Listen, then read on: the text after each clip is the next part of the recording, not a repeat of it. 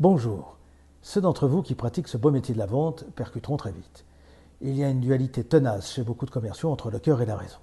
Et alors, où est le problème? C'est même plutôt bon signe, diraient certains. L'aspect gênant est d'opposer les deux, comme s'il fallait absolument trancher. Au fond, concilier le cœur et la raison n'a rien d'antinomique, bien au contraire, ils se complètent magistralement. Expliquons-nous et revenons au cœur, sans jeu de mots, de l'acte de vente. Finalement, qu'est-ce que la vente? Ou de façon plus prosaïque, est-ce au fond le client qui achète ou le commercial qui déclenche l'achat?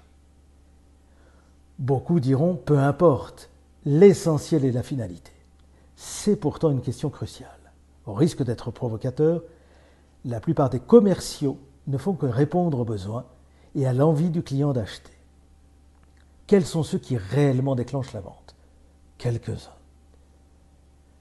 Dans des contextes de très forte concurrence, et à moins de posséder un produit en rupture technologique et se suffisant à lui-même, les entreprises ont pourtant un besoin criant de commerciaux, sachant déclencher l'achat, non l'espérer et où l'attendre.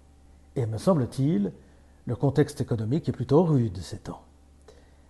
Dans un marché par exemple récessif et concurrencé, c'est l'homme, plus que le produit, qui fait la différence.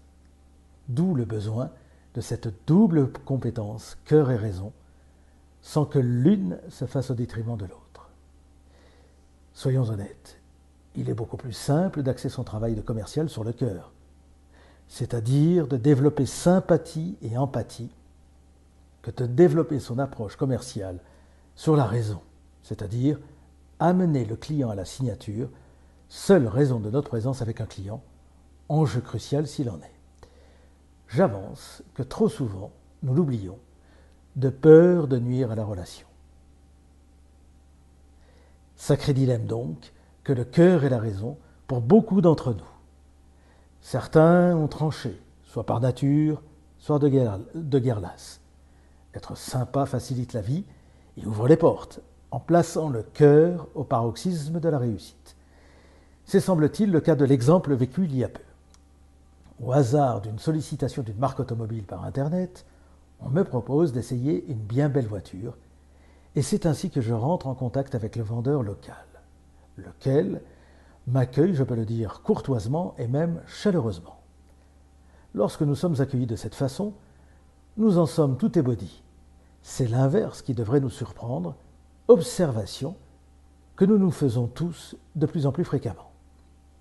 Bref, j'ai droit à un essai conséquent de la voiture, boisson offerte, un échange agréable où le vendeur m'a parlé de lui et de lui, une ou deux questions pour éventuellement s'intéresser à moi vite fait sur le gaz, et je m'éclipse. Le vendeur me dit « Surtout, n'hésitez pas à me recontacter pour toute question ou pour un autre essai. » Merci à lui. Il laisse donc au client que je suis l'initiative de la suite. Je dois le dire, c'est extrêmement dommageable, notamment pour lui.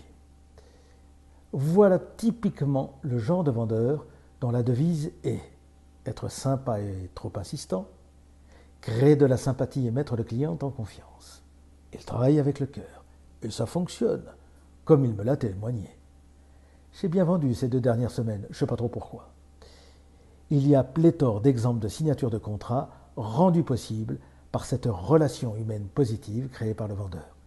C'est incontestable. Vendre avec le cœur est efficace, dont acte. Je suis au regret de le dire. C'est parce que le client avait réellement décidé d'acheter. Si tel n'est pas le cas, la sympathie, si elle est forcément nécessaire dans une relation commerciale, elle n'en reste pas moins insuffisante. Imaginons un client indécis ou sans idée préconçue d'achat comme moi-même, dans l'exemple de la concession automobile. Le vendeur m'a paru court, même si agréable. Soucieux de rester sympathique, il se ferme les portes de la vente. Au lieu de la provoquer, il s'en remet à Dame Chance, bien hasardeux comme démarche.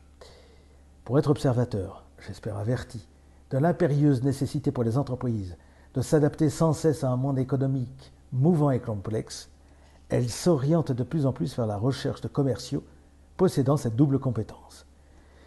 C'est on ne peut plus pragmatique et logique. En conséquence, ceux d'entre nous ayant cette capacité ont un bel avenir devant eux. Pour les autres, je ne m'avancerai pas trop.